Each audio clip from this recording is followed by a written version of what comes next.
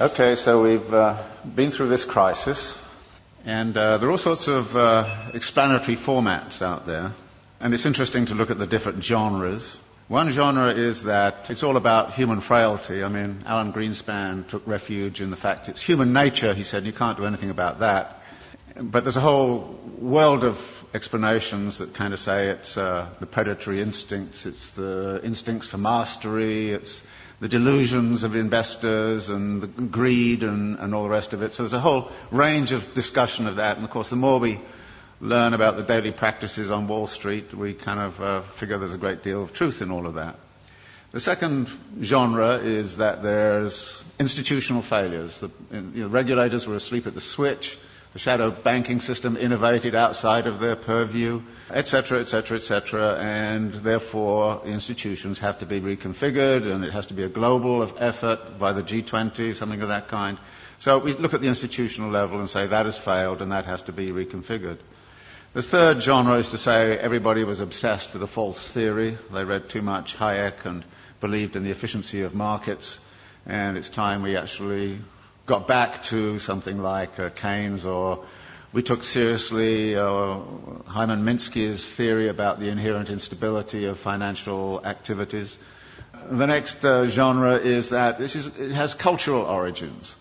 Now, we don't hear that much in the United States, but if you were in Germany and France, many people there would kind of say this is an Anglo-Saxon disease.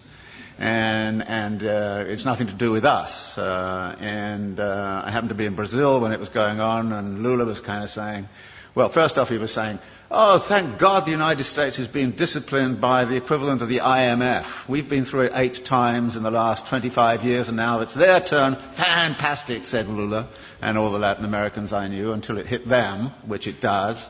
And then they kind of changed their tune a little bit. So there's a kind of a way of which it became cultural. And you can see that by the way in which this whole Greek thing is being handled. The way the German press is saying, well, it's the Greek character, it's defects in the Greek character. And there's a lot of rather nasty stuff going on around that. But actually there are some cultural features which have led into it. For instance, the US fascination with home ownership, which is supposedly a deep cultural value. So 67, 68% of US households are homeowners. It's only 22% in Switzerland. Of course, it's a cultural value in the United States. It's been supported by the mortgage interest tax deduction, which is a huge subsidy. It's been promoted since the 1930s. Very explicitly in the 1930s, it was built up because the theory was that debt-encumbered homeowners don't go on strike. And then there's a kind of notion that there's a failure of policy, and that policy has actually intervened. And there's a funny kind of alliance emerging between the Glenn Beck wing of Fox News and the World Bank, both of whom say the problem is too much regulation of the wrong sort. So there are all of these ways, and all of them have a certain truth. And skilled writers will take one or other of those perspectives and build a story and actually write a very plausible kind of story about this. And I thought to myself, well, what kind of plausible story can I write which is none of the above, which is one of the things I always think to myself. And it's not hard to do, particularly if you're coming from a Marxist perspective, because, there aren't many people who try to do this analysis from a Marxist perspective. And I was really clued into this by this thing that happened at the London School of Economics about a year and a half ago, when Her Majesty the Queen asked the economists, how come you guys didn't see this thing coming? I mean, she didn't say it exactly that way, but, it's just the sentiment. And they got very upset, and then she actually called the Governor of the Bank of England and said, how come you didn't see it coming? And then the British Academy put forward got all together all of these economists, and they came up with this fabulous letter to Her Majesty. And it was it was absolutely astonishing. It said, well, many dedicated people, intelligent, smart, spent their lives working on aspects of this thing very, very seriously, but the one thing we missed was systemic risk. And you say, what? And then it went on to talk about a politics of denial and all the rest of it. So I thought, well, systemic risk, I can translate it into the Marxian thing. You're talking about the internal contradictions of capital accumulation.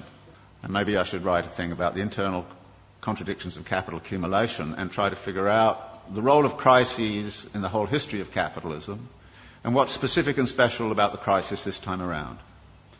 And there were 2 ways in which I thought I would do that. One was to sort of look at what's happened since 1970s to now. And the thesis there is that in many ways the form of this current crisis is dictated very much by the way we came out of the last one. that the problem back in the 1970s was excessive power of labour in relationship to capital, that therefore the way out of the crisis last time was to discipline labour. And we know how that was done. It was done by offshoring, it was done by, Thatcher and Reagan, and it was done by neoliberal doctrine, it was done all kinds of different ways. But by 1985 or 86, the labour question had essentially been solved for capital. It had access to all of the world's labour supplies. Nobody in this particular instance has cited greedy unions as the root of the crisis. Nobody in this instance is saying it has anything to do with excessive power of labour. If anything, it's the excessive power of capital, and in particular the excessive power of finance capital, which is the root of the problem. Now, how did that happen? Well, we've been since the 1970s in a phase of what we call wage repression, that wages have remained stagnant. The share of wages in national income right throughout the OECD countries has steadily fallen. It's even steadily fallen in China, of all places. So that there are less and less being paid out in wages. Well, wages turn out to be also the money which buys goods. So if you diminish wages, then you've got a problem with where's your demand going to come from? And the answer was, well, get out your credit cards. We'll give everybody credit cards. So we'll overcome, if you like, the problem of effective demand by actually pumping up the credit economy. And American households, British households have all roughly tripled their debt over the last 20, 30 years. And a vast amount of that debt, of course, has been within the housing market. And out of this comes a theory which is very, very important, that capitalism never solves its crisis problems. It moves them around geographically. And what we're seeing right now is a geographical movement of that. Everybody says, well, okay, everything's beginning to recover in the United States, and then Greece goes bang, and everybody goes, what about the pigs, And it's interesting. You had a finance crisis, which is in the financial system. You've sort of half solved that, but at the expense of a sovereign debt crisis. Actually, if you look at the accumulation process of capital, you see a number of limits and a number of barriers. And there's a wonderful language that Marx uses in the Grundrisse, where he talks about the way in which capital cannot abide a limit. It has to turn it into a barrier which it then circumvents or transcends. And then when you look at the accumulation process, you look at where the barriers and limits might lie.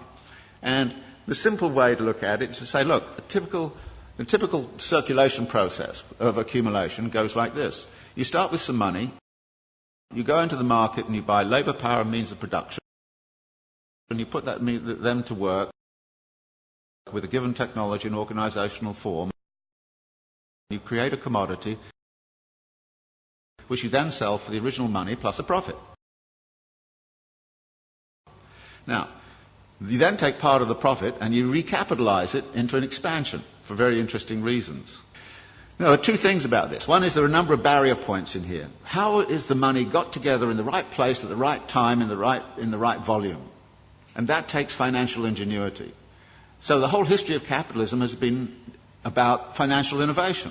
And financial innovation has the effect of also empowering the financiers. And the excessive power of the financiers can sometimes, they do get greedy, no question about it. And if you look at financial profits in the United States, they were soaring after 1990. They're going up like this.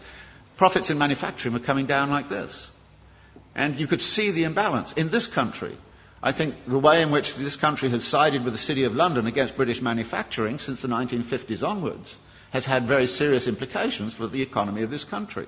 You've actually screwed industry in order to keep, financiers happy.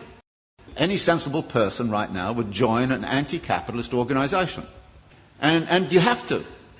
Because otherwise we're going to have the continuation. And notice it's a continuation of all sorts of negative aspects. For instance, the racking up of wealth. You would have thought the crisis would have stopped that. Actually, more billionaires emerged in India last year than ever. They doubled last year.